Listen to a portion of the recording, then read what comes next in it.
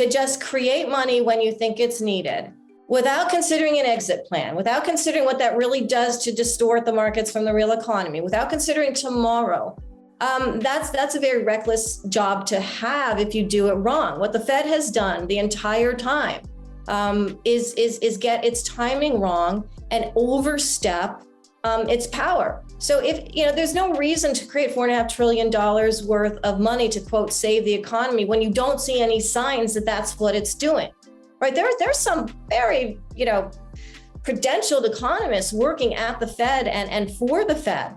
And what it seems to me that constantly what's happening is there's not an accurate, just assessment of what's really going on for real people and their real paychecks, their real pocketbook. The Federal Open Market Committee's overarching focus right now is to bring inflation back down to our 2% goal.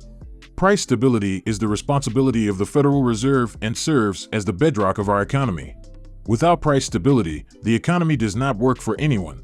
In particular, without price stability, we will not achieve a sustained period of strong labor market conditions that benefit all.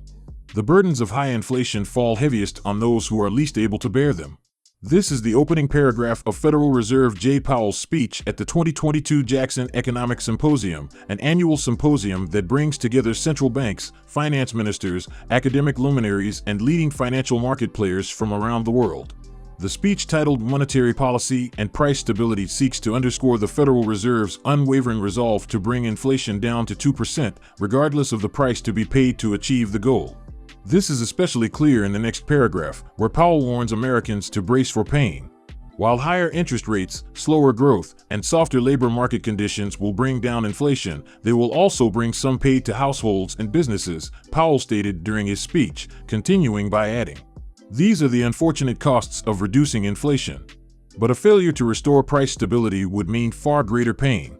With that eloquent speech, Powell and the U.S. Central Bank seem to have erased their own contributions to the present state of the economy. Though Powell might now seem like a much-needed hero swooping to the rescue at the last minute, the Federal Reserve has contributed significantly to the present state of the U.S. economy. According to Nomi Prins, an American journalist and author who writes about the U.S. economy, this hero is no hero at all. In a recent interview with famous author Robert Kiyosaki on the Rich Dad channel, Prins speaks at length about the role of the U.S. Federal Reserve in the current state of the economy. This promises to be an enlightening video. So, sit back, relax, and watch it to the end. Also, ensure you hit the like button, subscribe to the channel, and turn on post notifications. We also love to hear from our viewers and subscribers, so ensure you drop your comments and observations in the comments section below. Everything helps with the YouTube algorithm, so we can continue to bring you these videos. Let's dive right in. The thing is, when the markets are doing well because of fake money, it's very different from them doing well because companies are producing, or because wages are keeping up with inflation, or because consumers are buying, or because of any of the things that create a long-term stable economy, including growth, including development, housing, infrastructure, all of those things that require real money, real investment, and have real growth. Yeah. When you're just investing in financial assets, which you can't touch or feel, because the money is so cheap and just available from central banks, well, then that's the result. The markets get ahead of the real economy, and the real economy just can't catch up because it doesn't have that kind of free money. And that's what we're in right now. But now we have an inflation problem because of various reasons, including the fact that the Fed forgot inflation was happening as it was rising, called it transitional. But even if the Fed can't affect inflation, people are feeling inflation. And now they're seeing rates creep back up, and that's hurting the average person's ability to even buy a home with a mortgage right now. So whatever the Fed does, it winds up hurting the sort of average person and the real economy, because they don't care where money's going. They will basically, it's like a hate-seeking missile, right? They're going to find where the money's hottest. They're going to leverage that money because it's cheap and available. That's where the bankers go. That's where their friend investors go. That's why BlackRock, who's sitting on a $9-10 trillion book of assets, will go. It's where everyone who has the ability to get money cheaply will push that money, and they want it to make money fast. They want money to reproduce quickly. And in that way, they want money to be like a virus, produce quickly, reproduce quickly, but that doesn't mean it has the staying power to create that long-term money flow. Like, I know, Kim, you look at this a lot, that cash flow on a long-term basis, say from real estate or just from foundational growth of the economy. It's in and out. And that's what we've seen with these bubbles. As Prince has explained, the Federal Reserve spent the better part of the last 2 decades strengthening the markets and leaving crumbs for the economy. And here is the result of their actions, which is why there is hardly any real long-term growth for the economy to fall back on during these times of uncertainty.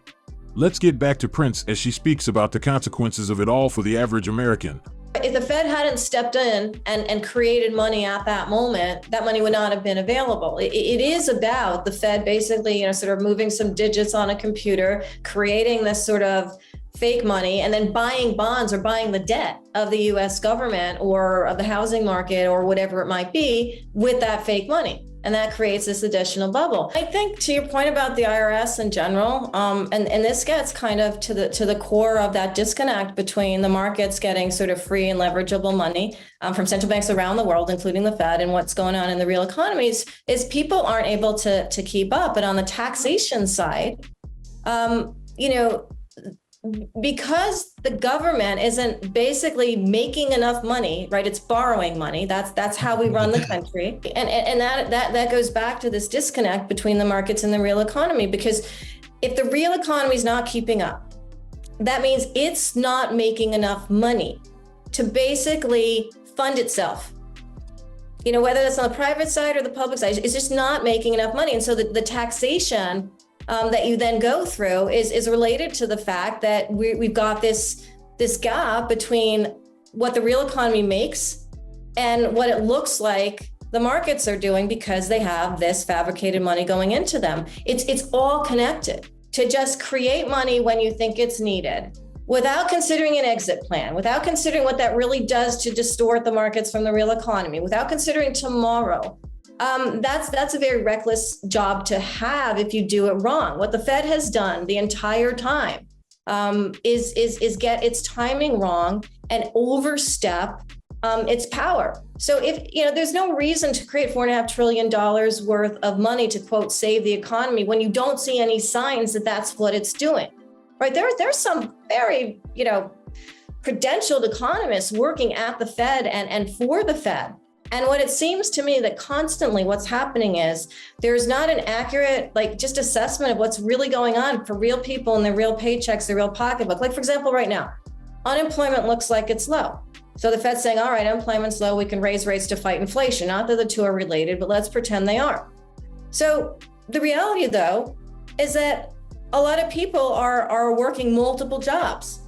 And those multiple jobs don't really come in as multiple jobs or fractional jobs into the Fed's numbers, into the Fed's thinking. So whatever they think about unemployment is not related to people's experiences. And so, for example, with inflation, they missed the whole boat that they capsized in terms of creating money to be leveraged throughout the paper markets over the years. They didn't consider that inflation. They did not consider that they were inflating the markets, even though they were inflating the markets. I completely didn't even think that was a thing. Then we get to COVID and they do it more. And then we get to a situation where food prices are higher, energy prices are higher. And the Fed has nothing to do with that, but now they're fighting it. So it's like they're positioning themselves as this inflation fighting hero when they don't notice it happening when they create it. And then when it happens in an area they can't control, they're like, we're going to fight it by raising rates and doing all these other things. And they create instability in the markets and the economy as a result. So I don't think they understand what they're doing. According to the Bureau of Labor Statistics non-farm payrolls jobs report, the economy added 315,000 jobs in August, the lowest monthly gain since April 2021 and much lower than the 526,000 July figure.